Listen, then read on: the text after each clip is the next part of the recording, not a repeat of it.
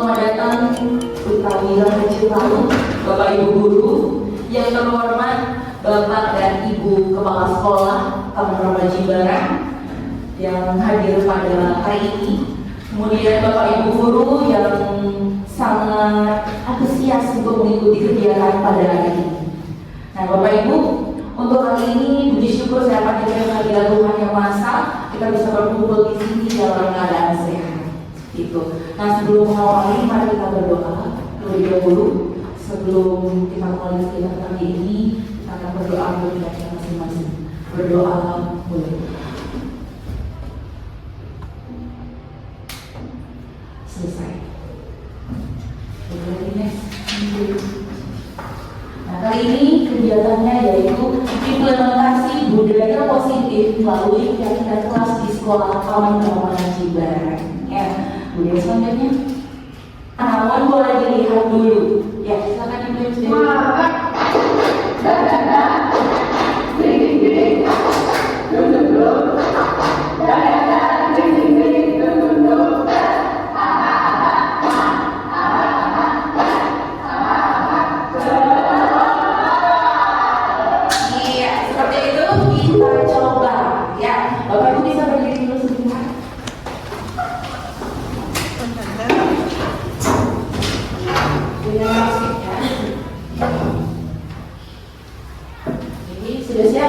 Kita mulai ya. Kita bersama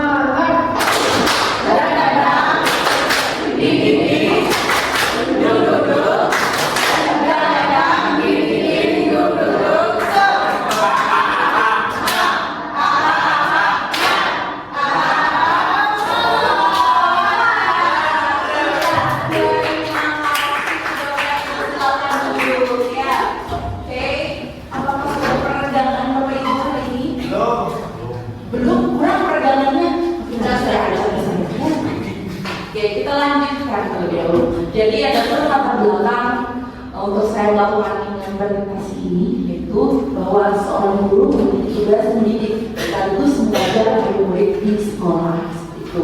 Nah, ada proses pembelajaran berlangsung dengan nyaman dan menyenangkan, maka budaya positif yang harus diterapkan baik di kelas maupun di sekolah untuk mengimplementasikan budaya positif. Jadi kali ini kita coba untuk bersama-sama bagaimana budaya positif bisa kita makan di sekolah Taman Remaja. Nah, tujuannya yaitu membangun disiplin positif melalui penerapan budaya positif. Kemudian yang kedua, menyusun kesepakatan kelas dan keyakinan kelas. Dan yang ketiga yaitu menumbuhkan motivasi intrinsik murid untuk disiplin diri sesuai kesepakatan kelas seperti itu. Oke, bisa dilanjutkan.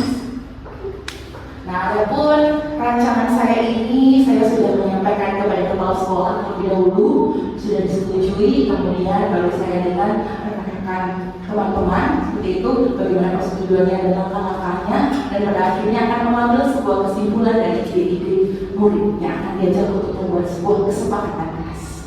Oke, dan saya harap memang semua mendukung kegiatan ini. Lanjutkan. Oke, sebelum lanjut dulu, Bapak Ibu pernah mendengar lagu Aku Harus Jujur dari Chris Patti? Tidak pernah. Pernah? Silakan di sebelah sana. Pernah. Tunggu dulu. Miss Maria, zaman itu sudah ada yang siapa? Chris Patti. Ini zaman anak-anak saya. Oke, kita saya. Iya, tapi Miss Maria tahu lagu ini ya? Tapi tidak yakin kalau Oke. Sekarang Bapak Ibu saya ajak untuk mendengarkan lagu ini sampai tidak sampai selesai. Ya, hanya sampai yes. Ya. Dan untuk itu sebelumnya Bapak Ibu silakan renungi apa makna dari lagu ini. Ya, apa maknanya? Ya. Silakan, selamat menyaksikan.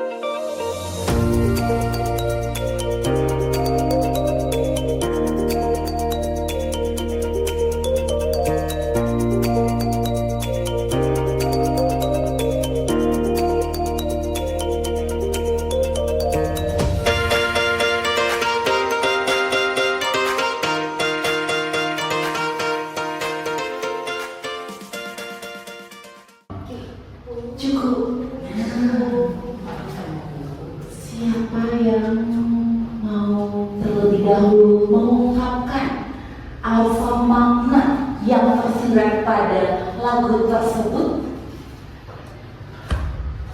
Oke, silakan Sudita. Faktanya simpel saja, jadi kita harus jujur jika menjalani cinta terlarang.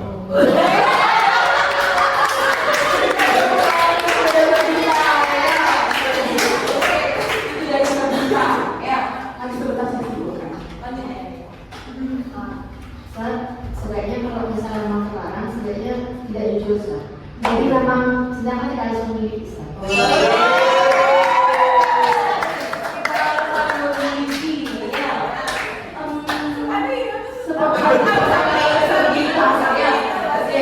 Silakan kepada siapa tadi? Misoki, silakan.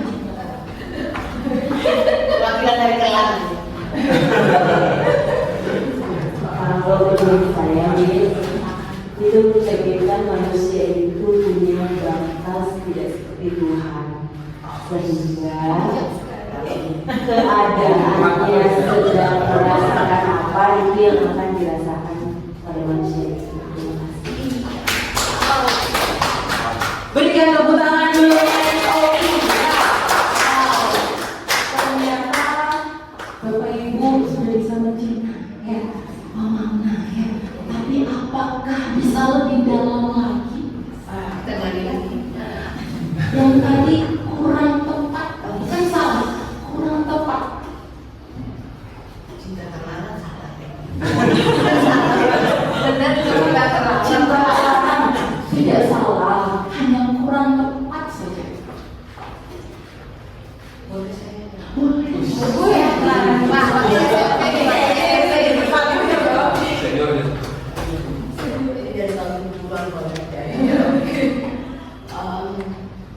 Cinta itu tidak selamanya membunuh ekspektasi semua orang.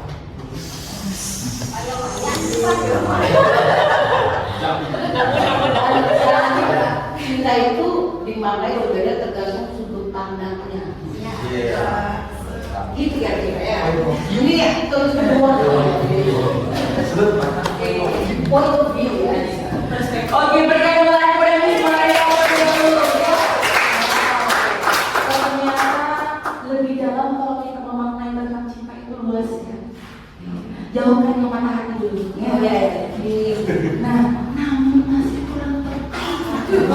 Oke, siapa ini? Siapa itu? Mesti bisa mencari. Bisa iya, coba dilihat dulu ya boleh dari guru bahasa Indonesia, ya. Yang saya centang hijau, baru perlihatkan dulu. Mungkin dari sana kita bisa melihat maknanya. Semua adalah keterbatasanku saja. Apakah makna yang terdapat dalam keterbatasanku? Ini yang menyanyi seorang laki. Kemudian lagi dengan sisi lainku, sisi lain, memang yang bisa kita dapatkan dari kata sisi lain. Tapi itu kan kadang dari lahir sudah bukan gimana ya, saya itu kadang bukan maunya dia gitu. Kayak lapis. Ya kadang ini menceritakan salah satu pelajaran ya, tapi kadang itu bukan maunya dia. Bisa karena dari lahir seperti itu, bisa juga karena pergaulan. Seperti itu ya. Jadi kita tidak bisa juga mendiskriminasikan orang-orang seperti ini karena mereka juga tidak mau seperti itu. Cuma ada kondisi ataupun karena memang sudah seperti itu, karena jujur saya punya teman seperti ini yang awalnya saya biasa, tapi kadang ada rasa takut juga seperti itu sih. Kita cari. Berikan tepuk tangan kepada Rita, ya. Sudah sedikit mengkerucut, ya. Saya mau jawaban yang tepat lagi, sudah mengkerucut, ya. Oke, saya akan berikan kepada Sabrina. Saya harus jujur ya. Iya, Bahwa lagu ini sebenarnya maknanya adalah orang yang ingin melampiaskan cinta terlarangnya dengan memberikan alasan. Jadi ini sebenarnya pembenaran aja. Pembenaran aja bahwa saya punya cinta yang lain karena kamu ini, aku kurang dan lain sebagainya. Padahal itu hanya pembenaran saja untuk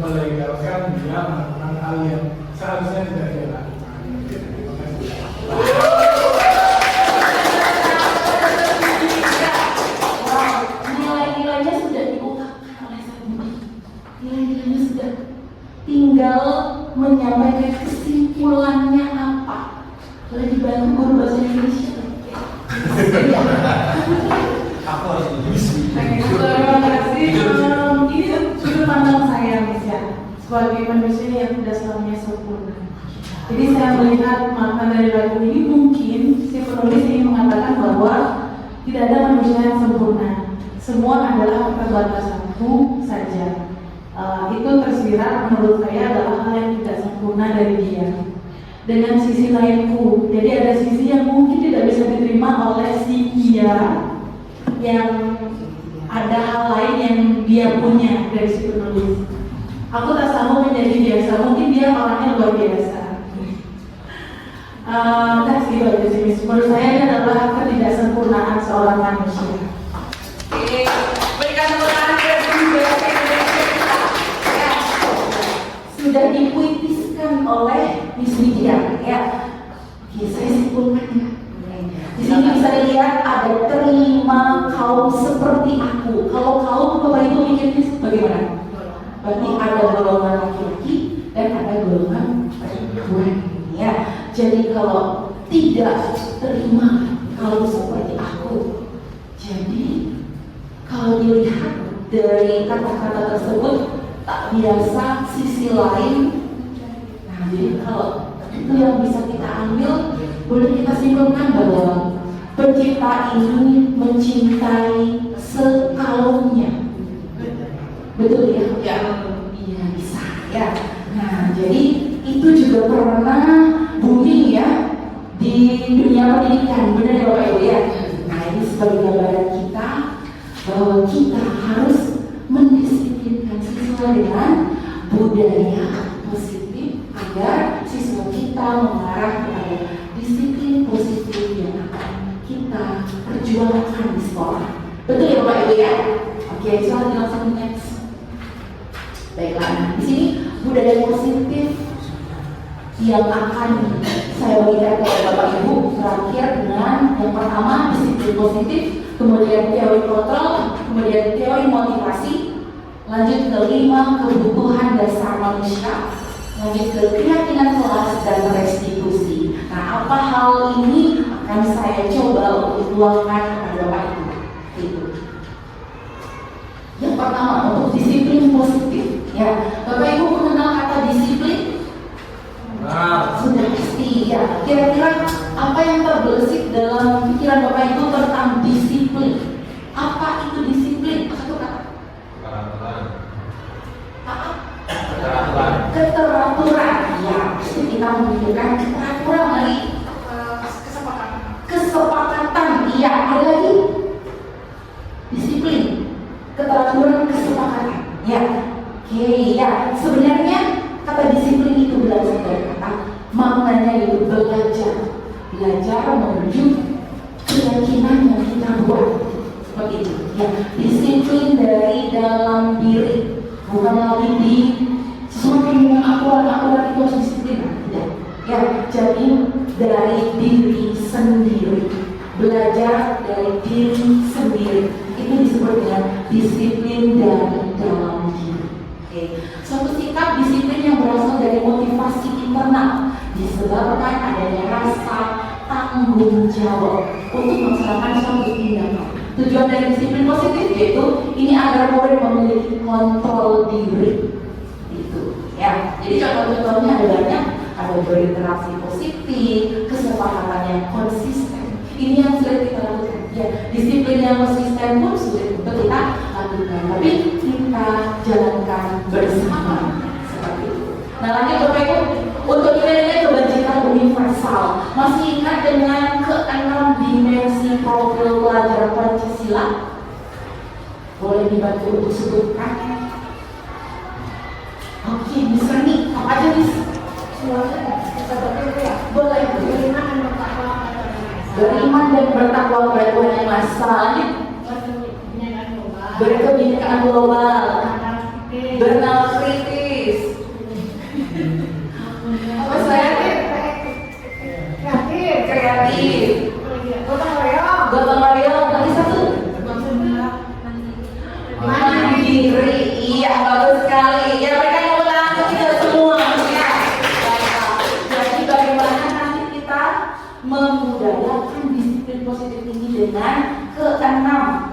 definisi profil pelajar Pancasila. Ya, itu disebut dengan nilai kebajikan universal. Ya, silakan.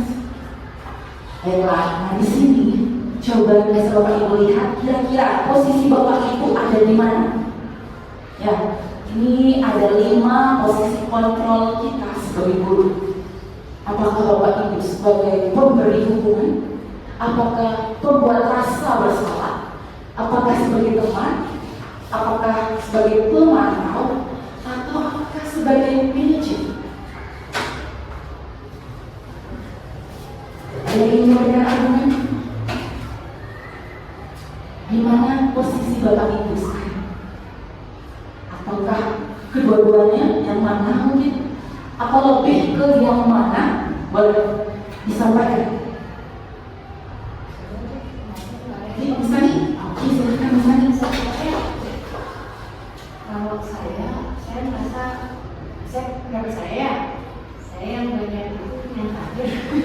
Soalnya saya kalau teman, saya nggak terlalu sih maksudnya ini posisinya untuk teman yang untuk murid gitu. Jadi saya biasanya untuk mengarahkan, memotivasi, terus apa namanya, pertama sih rencana mereka terus apa, kemudian motivasi, mengarahkan, kemudian evaluasi kalau misalnya anaknya ada kurang atau apa. Jadi terus termasuk saya juga mengevaluasi diri, mungkin siapa tahu cara saya juga mungkin tidak membuat anak nyaman. Menurut saya benar, tapi kan menurut murid bisa jadi tidak. Jadi saya mungkin ada yang benar cocok sama kayak saya, mungkin muridnya tidak. Jadi saya menerima masukan. Terima kasih. Ya, baiklah. Terima kasih kepada Miss Hani ya, bahwa Miss Hani saat ini berada pada posisi manajer, ya, memanajer. Ya, betul Bapak Ibu. Saat ini kita yang paling benar adalah berada di posisi manajer. Boleh di next Miss? Baiklah, ini ya. Bisa dilihat bahwa di posisi manajer itu bisa kita sebagai teman, bisa sebagai pemantau, bisa. Kalau sebagai teman ada juga posisi negatifnya Bapak Ibu. Kalau biasanya kita sebagai teman sudah pasti kita care sama murid. Nah, ketika kita sedang tidak care sama murid tersebut, dia masih judge kita yang berbeda. Nah, itu negatifnya. Jadi ada kalanya siswa mungkin merasa marah jadi sama gurunya. Nah, itu kalau di posisi teman, ya. Di pemantau juga, kalau kita terlalu di pemantau itu hanya memantau sekian kamu salah, sekian kamu salah, dan selalu ditegur seperti itu. Nah, jadi anak-anak juga di sini merasa tertekan. Ya, kembali juga ke atas, pemberi hukuman dan pembuatan rasa bersalah. Ini bukannya tidak boleh, tapi diusahakan dikurangi seperti itu. Karena kita tahu anak-anak kan kadang buat masalah. Tidak harus kita tidak memberikan hukuman, tidak harus, tapi dikurangi seperti itu. Karena mungkin dampaknya kurang baik untuk anak-anak seperti itu. Oke, baik, bisa dilanjutkan. Nah, kita lanjutkan kepada teori motivasi. Di sini kalau sudah menyampaikan masalah motivasi Bapak Ibu, yaitu ada yang namanya menghindari hukuman. Dimotivasi sudah pasti anak-anak terkadang datang terlambat dengan memberikan alasan-alasan yang ada hukuman. Benar tidak? Ada alasannya ini dan itu, banyak alasan sehingga tidak mendapatkan hukuman seperti itu. Ya, lanjut, itu motivasi dari murid. Lanjut, mendapatkan imbalan. Nah, imbalan ini kita lihat ke penghargaan Bapak Ibu. Selama ini kan kita mikirnya kalau kita kasih apresiasi, kita kasih barang atau benda atau bintang atau bentuk apa gitu, atau nanti anak-anak kalau rajin begini saya kasih nilai. Nah, seperti itu ucapannya. Ternyata ini berdampak buruk terhadap kita sendiri dan terhadap siswa. Terkadang kalau kita tidak bawa sesuatu untuk diberikan kepada siswa, siswa akan menuntut. Dan tidak semua siswa kita bisa berikan penghargaan yang sama. Jadi untuk itu hindarilah penghargaan berupa imbalan kepada murid. Ya, penghargaan itu boleh, atau bentuk apresiasi itu dari dalam diri, yaitu dengan memberikan motivasi. Wow, bagus sekali nak, mohon ditingkatkan. Biar anak-anak tersebut bisa mendapatkan semangat dan motivasi dari dalam diri. Lanjut, untuk menghargai diri sendiri. Nah, jadi motivasi sudah pasti ingin mendapatkan pujian, ya. Jadi kita akan melakukan sesuatu kalau mendapat pujian. Nah, ini untuk menghargai diri sendiri. Begitu kita butuh anjungan, ya, sanjungan yang manis. Namun hal ini dilakukan sesuaikan dengan kondisi. Seperti itu. Nah, bisa lihat kalau hukuman, konsekuensi, dan restitusi. Nah, bisa Bapak Ibu lihat bahwa di hukuman, kalau kita di zaman sekarang masih melakukan hukuman seperti contoh, kamu tidak buat PR, sekarang kamu silakan lari keliling lapangan. Apakah itu masih worth it sekarang Bapak Ibu? Sudah tidak geser ya? Betul ya, karena itu tidak memberikan pendidikan untuk anak-anak kita. Benar kita disiplin, tapi tujuannya tidak tepat. Kemudian lanjut, kalau konsekuensi, contoh, anak-anak kalau seandainya kita sudah mengerjakan tugas, sudah mengikuti materi, sudah hadir tepat waktu dengan konsekuensi berapa kali, saat itu baru boleh mengikuti tes. Nah, misalnya kayak gitu. Nah, kalau kayak gini, anak-anak jadi kayak, aku nggak hadir loh pada ini, bisa nggak ya ikut tes? Aku belum selesai tugasnya, bisa nggak saya mengikuti tes? Mereka agak tertekan, ya. Mungkin sebagian besar anak-anak akan merasa dirinya tertekan akan konsekuensi yang guru buat, ya. Padahal itu sudah buatnya dengan kesepakatan bersama muridnya. Namun kalau di restitusi, Bapak Ibu, jadi di restitusi kita memang benar-benar meminta siswa untuk bagaimana dengan selalu menanyakan kepada siswa. Jadi kesepakatan yang dibuat dari dalam diri siswa seperti itu. Jadi menumbuhkan, mendapatkan solusi juga dari siswa, bukan dari guru. Jadi itulah disebut dengan restitusi. Jadi untuk itu hukuman konsekuensi setidaknya dikurangi. Yang lebih baik adalah restitusi. Untuk pendalaman restitusi nanti sebentar akan saya perdalam lebih lanjut. Oke, nah dihukum oleh penghargaan ini yang saya sampaikan tadi. Ya, pengaruh jangka pendek dan jangka panjang. Jadi kalau anak-anak sering dikasih sesuatu, ya dijanjikan sesuatu, dia akan meminta terus. Kalau kita tidak membawa hal tersebut, anak akan kecewa. Kemudian penghargaan itu tidak efektif. Lanjut, penghargaan merusak hubungan. Ya, ada kecemburuan. Ya, kemudian penghargaan mengurangi ketepatan. Lanjut, penghargaan juga menurunkan kualitas kita sebagai guru. Kemudian penghargaan mematikan kreativitas. Dan yang terakhir, penghargaan menghukum. Ini bisa dilanjutkan. Oke, ciri-ciri dari restitusi. Nah, ini Bapak Ibu untuk restitusi. Kalau kita bisa untuk melakukan restitusi di kelas. Jadi lingkungan sekolah juga Bapak Ibu ya. Kemudian restitusi bukan untuk menebus kesalahan, namun untuk belajar dari kesalahan. Jadi siswa diajak untuk melakukan kesalahan, apa solusinya? Murid yang diajak, bukan kita yang memikirkan apa solusinya ya, bukan.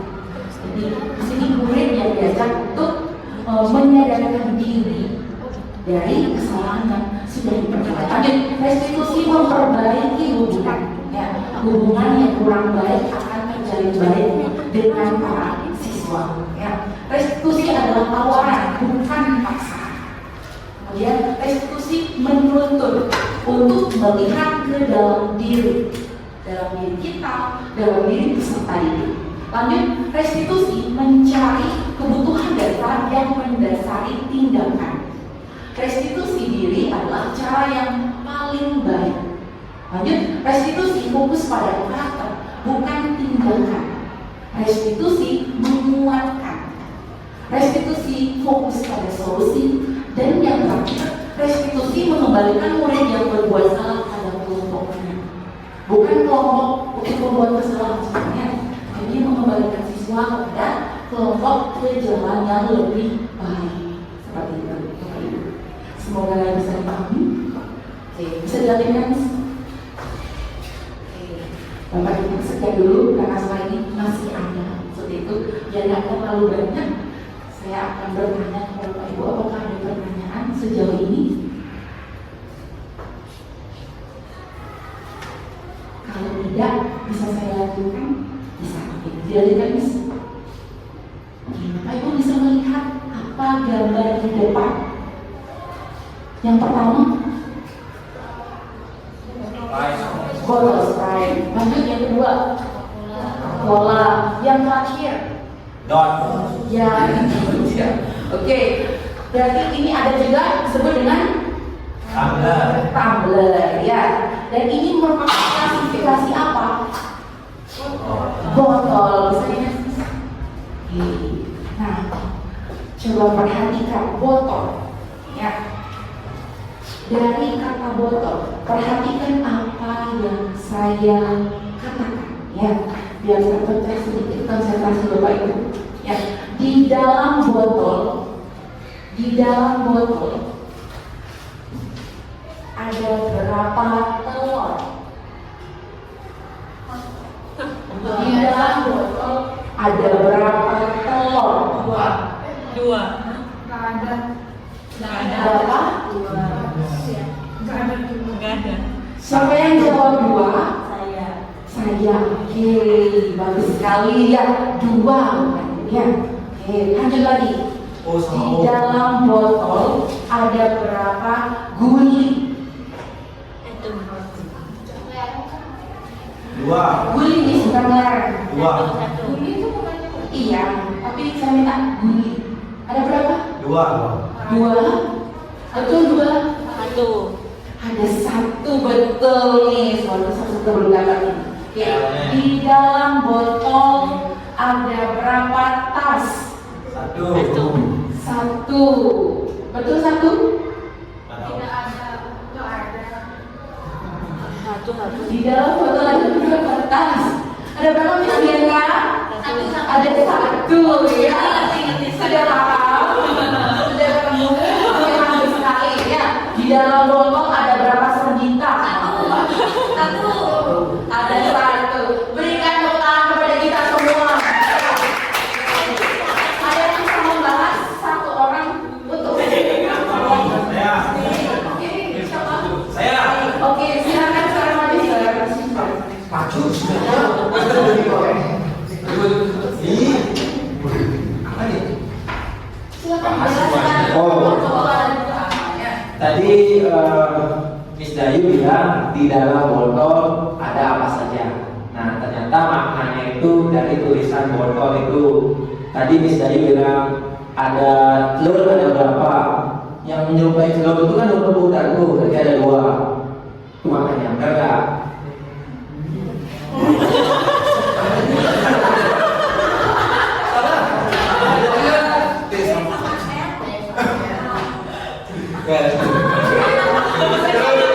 Yang kedua apa tadi? Tas ada satu tim. Oke, ya. Berikan. Ya, oke, cukup ya. Berikan tepuk tangan kepada tertutup ya. Oke, semuanya bisa di sini ya. Selanjutnya. Nah, kita lanjut dengan 5 kebutuhan dasar manusia. Nah, Bapak Ibu butuh bertahan hidup nggak? Butuh. Kasih sayang? Butuh. Penguasaan? Butuh. Kebebasan? Kesenangan? Berarti semuanya dibutuhkan ya?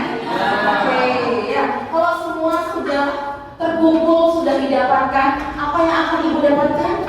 Berkualitas. Dunia kita menjadi sangat berkualitas ya. Kemungkinan nggak semua ini kita butuhkan dalam sekejap? Tidak. Kita dapatkan dalam sekejap? Tidak. Nah, ya. Maka dari itu kita sebagai manusia dulu ya, jangan berbingung dulu. Kita sebagai manusia harus bisa memenuhi 5 kebutuhan dasar kita. kita sebagai manusia. Ya, kembali ke siswa dulu. Ya, cara kita. Ya, rasakan saja sebagai guru dulu. Untuk siswa. Jadi siswa pun juga di sekolah butuh hal ini. Ya, yang coba kita lihat kesenangan. Pernah nggak anak-anak bilang, Miss, free time dong? Nah, Setiap hari. iya. Yang belajar. Miss, boleh nggak ambil HP? Nah, gitu. Ini dia kesenangan.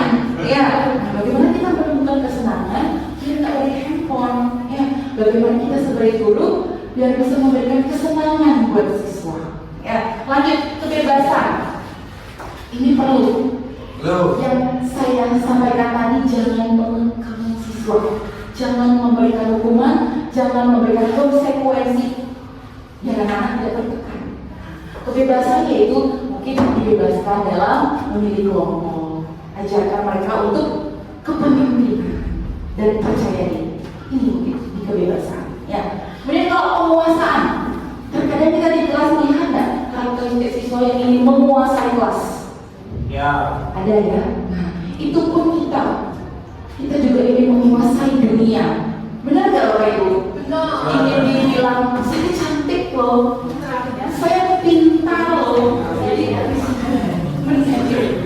Jadi menuangkan atau memperlihatkan ya, penguasaan diri kita sendiri. Ya, sebagai guru juga harus punya penguasaan yaitu dengan belajar dan terus belajar. Ya, kemudian kasih sayang ini yang kita harus tanamkan kepada peserta didik. Bagaimana kita memberikan kasih sayang yang tulus? Karena anak-anak itu tahu kalau kita bohong. Sama dengan peliharaan, ya, peliharaan pasti tahu kalau kita jahat dengan kita, ya. Sama dengan anak, ya. Bagaimana kita harus memberikan kasih sayang yang tulus, ataupun teman yang tulus, tidak menusuk. Nah, seperti itu ya. Lanjut, bertahan hidup. Bapak Ibu perlu makan ya? Perlu menggunakan pakaian yang bagus nggak? Iya. Perlu rumah nggak? Jadi ini sangat diperlukan bertahan hidup. Iya. Oke, bisa dilanjutkan. Ya, kita ke keyakinan kelas lebih mengkerucut lagi.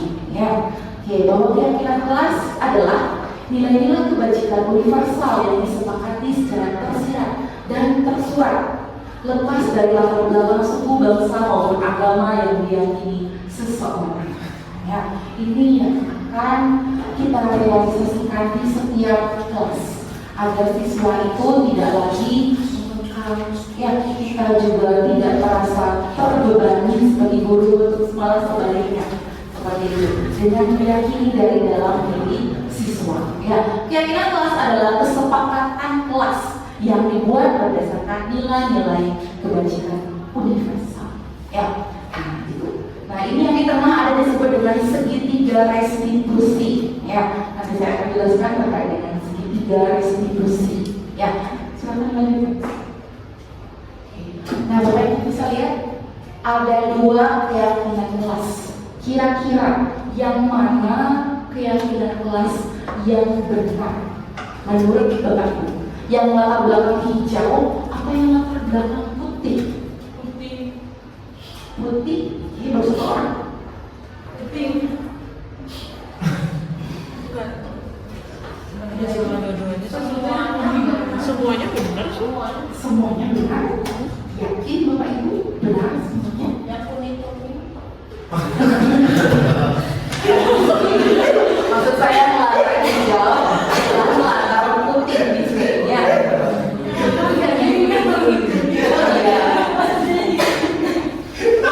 Bagaimana, sepakat dengan yang warna putih yang disampaikan oleh Miss Widya? Iya, betul sekali. Bisa berikan tepuk tangan kepada kita semua. Ya, betul. Dengan kesepakatan kelas. Coba kita lihat yang A. Kami, guru dan murid yang saling menyayangi, lebih bermakna dengan datang tepat waktu mengucapkan salam. Itu biasa aja. Ya. Kedua, kami murid yang semangat belajar. Yang terakhir, kami murid yang peduli dengan teman-teman. Ya. Jadi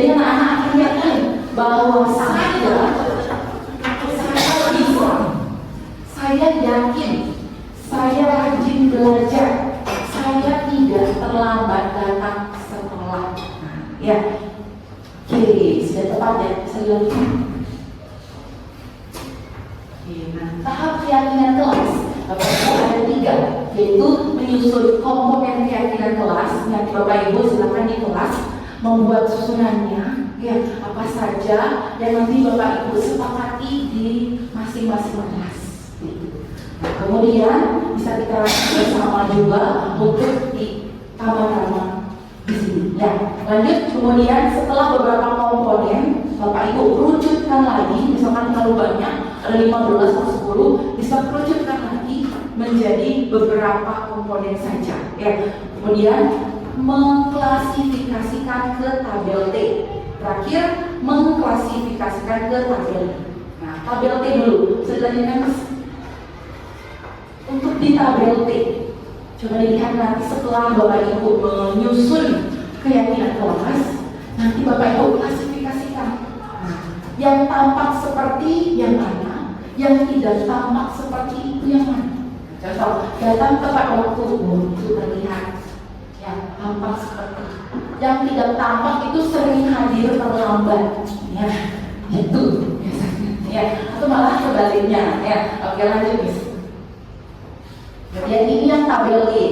Tabel Y itu terdengar, terlihat, berperilaku. Nah, contoh kalau terdengar itu yang kita bisa dengar, yaitu contoh tolong ya, permisi. Nah itu biasa budaya keyakinan kelas ya. Jadi klasifikasikan terlebih dahulu. Lanjut terlihat, yang kita lihat berempati terhadap perasaan orang lain, dari segi senyuman, kita lihat perilaku murid. Yang terakhir berperilaku. Nah ini juga dengan tersenyum ramah memberikan salam hormat. Ya, selamat pagi Miss, selamat pagi Sir. Itu sudah berperilaku. Ya, jadi Bapak Ibu bisa membuat keyakinan kelas dengan terdengar, terlihat, berperilaku. Ciri-cirinya bisa dilihat di sana. Baiklah, kita lanjut ke restitusi. Restitusi adalah proses menciptakan murid pada kondisi tertentu untuk memperbaiki kesalahan mereka, sehingga mereka bisa kembali ke dalam komunitas mereka dengan karakter lebih kuat. Nah, itu restitusi. Jadi bagaimana kita menguatkan siswa dengan karakternya dan siswa bisa mencarikan solusi dari masalah yang mereka hadapi. Lanjut, Miss. Oke, ini yang segitiga restitusi yang saya sampaikan tadi. Yang pertama yaitu menstabilkan identitas. Seperti pada gambar Bapak Ibu lihat, ada senyuman yang begitu lebar. Nanti sebentar kita akan bahas.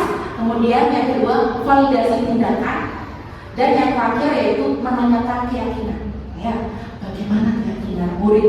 Ya, lanjut Miss. Nah, ini yang harus kita dalami. Tidak hanya guru di BK ternyata sekarang untuk bertindak menyelesaikan masalah, tapi semua guru harus mampu untuk menguasai tahapan segitiga restitusi ini. Yang pertama, tahapan yang pertama yaitu menstabilkan identitas.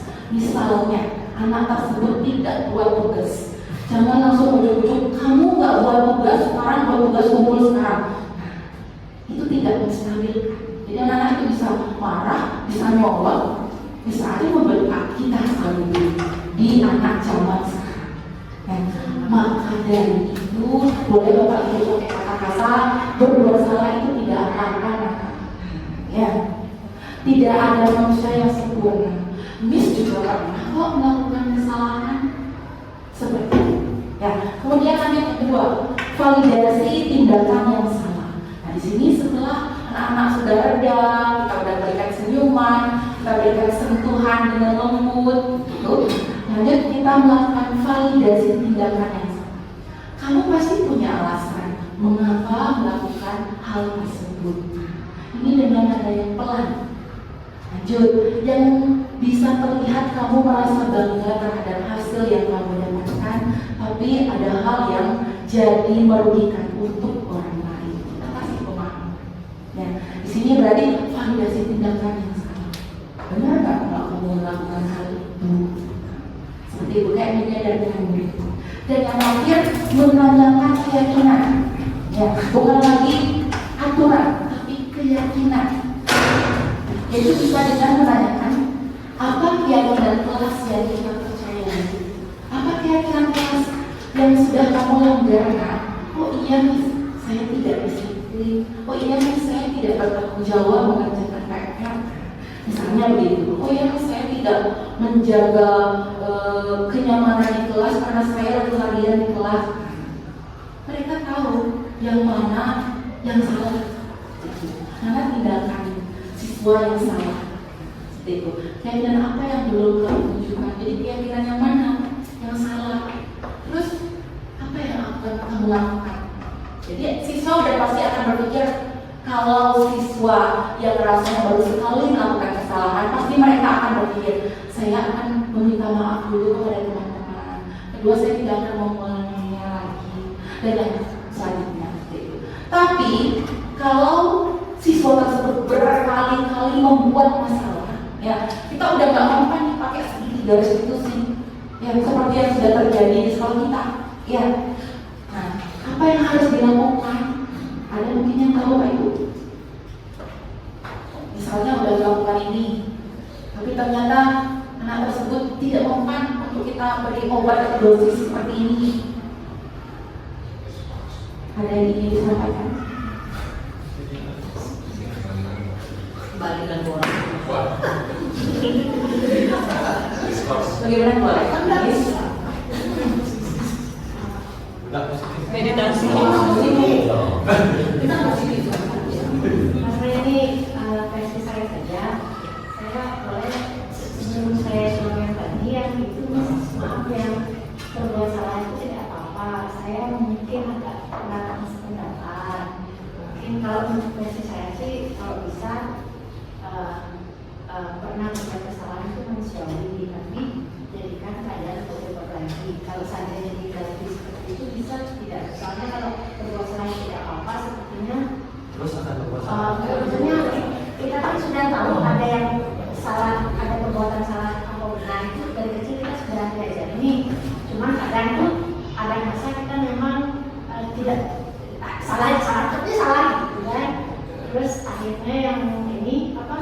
Yang bagaimana sudah mubah itu saya sih sifatnya kalau saya merasakan yang sudah saya alami, saya mendoakan saja, saya mendampingi saja, karena intinya adalah kita, mereka anak didik kita, mungkin memang masanya mereka belum karena masih labil, kita sudah berusaha, tapi nanti ketika masa kuliah emosi sudah turun, saya yakin kok mereka akan menjadi versi terbaiknya. Cuma mungkin kita prosesnya hanya mendampingi, memberitahu, memotivasi. Jika tidak, ya kita bantu mereka untuk bisa melewati masa SMA dengan baik, sehingga mereka bisa melanjutkan. Mungkin baru sadarnya setelah kuliah, mungkin dari saya sedikit saja. Terima kasih.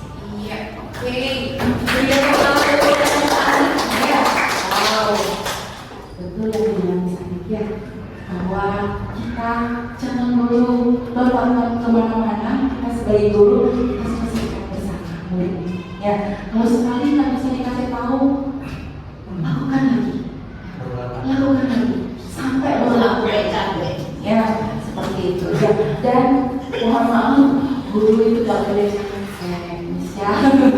Harus semangat jadi guru, ya, boleh capek, ya, seperti itu. Jadi apapun yang kita lakukan kita usahakan bersama, ya. Itu kita yang harus membangun budaya positif, karena kita yang ada di sekolah, kita yang melakukan ini, ya. Jangan sampai kita yang bosan jadi guru, nah jangan sampai begitu, ya. Karena profesi jadi harus dicintai, ya. Seperti itu, betul. Nah, disampaikan oleh tadi itu benar sekali, ya. Dan lanjut tadi bahwa saya terus setuju terkait dengan berbuat salah itu tidak apa-apa. Boleh diganti dengan versi kita sebagai guru, karena kita juga sudah memahami karakteristik peserta didik. Kita ketahui bahwa peserta didik itu karakteristiknya beda-beda, jadi cara menangani pun mungkin berbeda-beda. Nah, boleh kita gunakan berbuat salah itu tidak apa-apa kepada siswa yang mungkin jiwanya bagaimana, dibanding karakteristiknya, rasanya bisa dikasih ini ya. Kemudian kalau seandainya anak itu agak bebal sedikit, boleh seperti yang bisa disampaikan ya. Jadi lihat kondisi karakteristik peserta didik. Lagi dilanjutkan. Bagaimana? Ada pertanyaan? Lagi? Cukup ya? Oke, bisa dilanjutkan.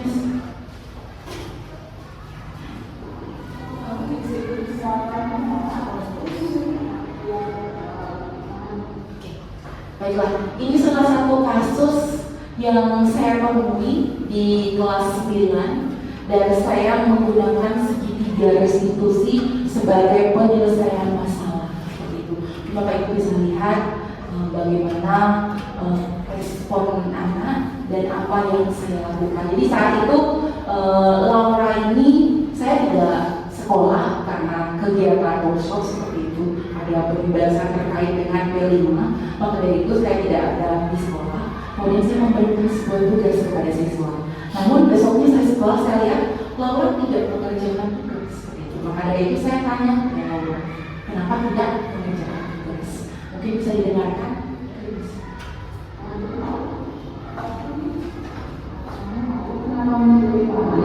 Pasti kan sudah iya, betul Laura. Apakah kemarin Laura sekolah? Sekolahnya selesai. Oke, baiklah. Setiap orang pasti pernah melakukan kesalahan, ya, termasuk juga saya. Namun setiap tindakan yang Laura lakukan, ya pasti ada alasannya. Kira-kira kenapa Laura tidak melakukan tugas? Saya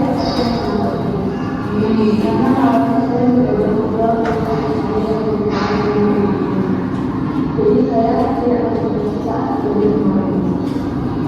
nah baiklah, memang jika begadang ya pasti akan mengantuk dan lesu di pagi hari ya. Nah sekarang apakah Laura masih ingat dengan pelajaran kelas yang kita selama bersama? Kalau masih ingat, kira-kira apa yang Laura lakukan sudah sesuai dengan kegiatan kelas yang kita pelajari? Kegiatan kelas yang mana yang belum sesuai Laura? Nah ternyata Laura masih ingat ya. Selanjutnya, apakah kamu punya solusi apa yang harus dilakukan untuk memperbaiki kesalahan tersebut Laura?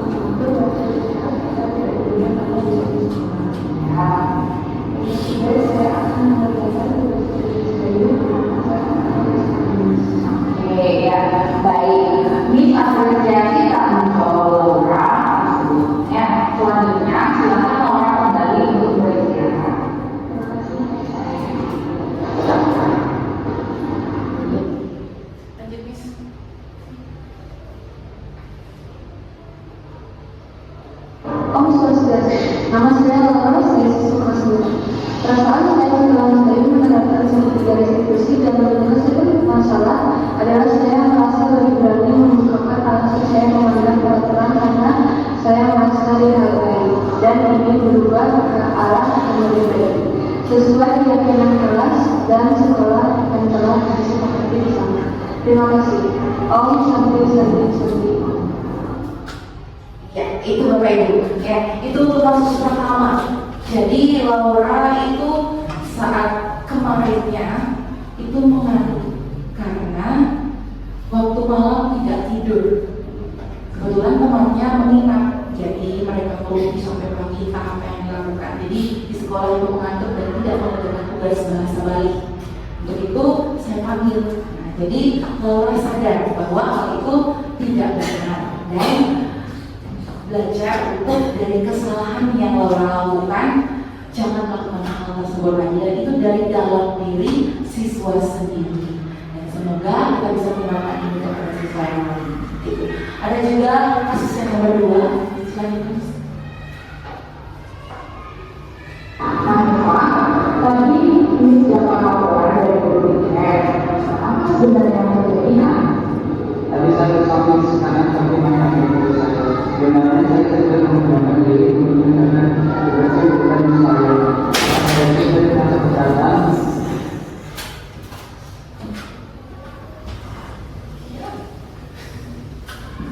Oke, baik. Untuk kasusnya Mahesa, bahwa Mahesa itu sudah membuat tugas, tapi tugasnya malah dicontek sama Coki. Nah, karena dia nggak terima dicontek, dia malah gebrak meja.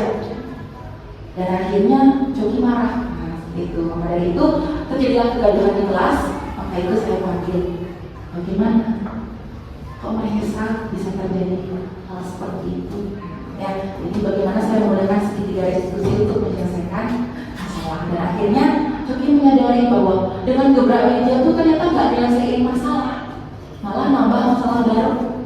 Seperti itu. Jadi dia harus bisa mengendalikan emosinya. Seperti itu. Contohnya kiranya saja. Om Swastiastu. Perkenalkan, nama saya Mahesa dari kelas 9. Perasaan saya sedang masalah dengan kegiatan tadi adalah saya merasa terpikir dari dan dapat mencari solusi dari permasalahan yang saya alami. Semoga kedepannya saya dapat menjalankan dengan kelas dan sabar dengan baik lagi. Terima kasih. Om Santi Om. Bisa dilanjutkan, Miss? Oke, sekian yang bisa saya bagikan dengan Bapak Ibu. Oke, mungkin ada Bapak Ibu yang mungkin ingin menetralkan suasana untuk memberikan pantun atau kemudian. Boleh, Miss Lydia, silakan Miss Lydia ke depan. Oh, Pak, ada di sini ya? Di depan aja, Miss. Ayo. Izin bantu saya. Oke, Bapak Ibu, saya punya pantun yang semoga menghibur ya. Jadi ketika saya bilang satu samperan sama satu belum terus saya bilang satu samperan sama satu isi, tolong bilang cakep ya. Sudah siap? Ya. Oke. Jalan-jalan ke pasar Jimbaran. Mantap ya. Pulangnya lupa beli selotip. Sekolah Taman Rama Jimbaran. Siap dengan budaya disiplin positif. Yang satu misalnya, saya punya sedikit kata mutiara tentang disiplin positif. Nah, jadi ini yang saya pegang teguh, saya bagi-bagikan ke Bapak Ibu guru yang saya cintai. Disiplin itu dimulai dari tindakan, tapi sebenarnya harus diawali dari pikiran. Sekian, terima kasih.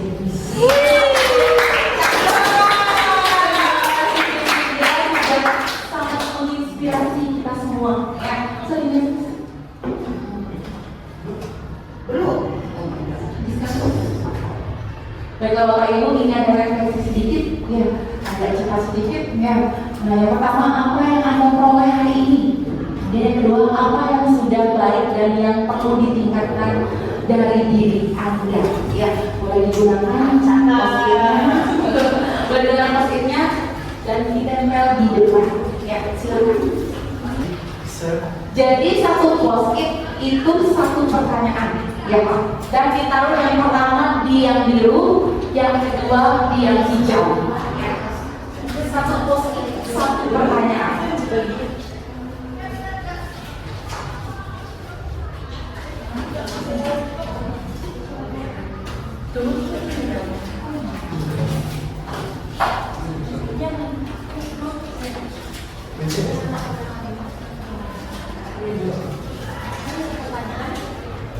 Yang sudah boleh langsung ditempel di depan.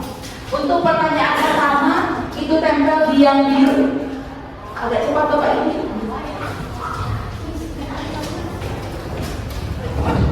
Untuk yang pertanyaan kedua yaitu di yang hijau. Boleh. Oke. Silakan Bapak Ibu.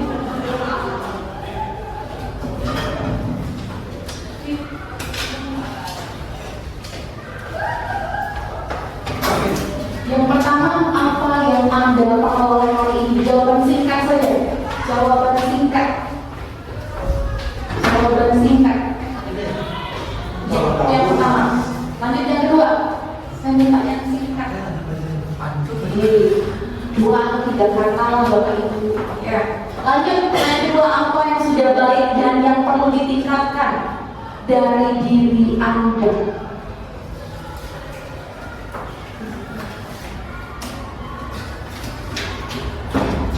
Sudah semua mendengarkan positif?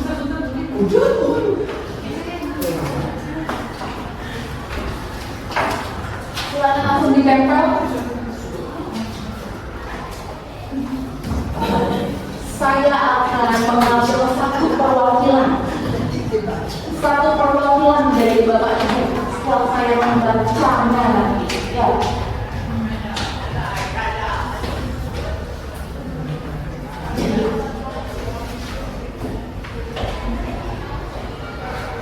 Baik Bapak Ibu, saya cukupkan ya. Baiklah, saya akan bacakan satu ya terkait dengan apa yang Anda peroleh hari ini ya. Apa yang Anda peroleh pada hari ini saya akan ambil satu ya. Yang saya peroleh pada hari ini adalah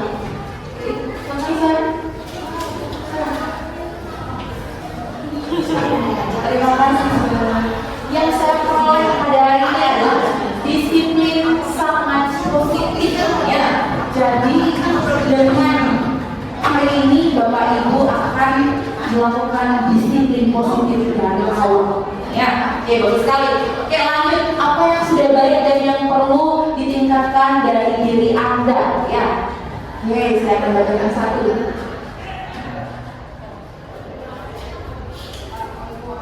Oke. Sudah baik dalam restitusi. Oke, yang kurang keberanian dalam menampilkan ya. Siapa yang punya ini ya? Oke, berikan tepuk tangan kita semua. Dengan kegiatan hari ini Bapak Ibu mendapatkan hal-hal yang positif dari saya. Sekian dari saya dan saya tutup dengan Parama Sakti. Om Santi Santi Santi Om. Terima kasih.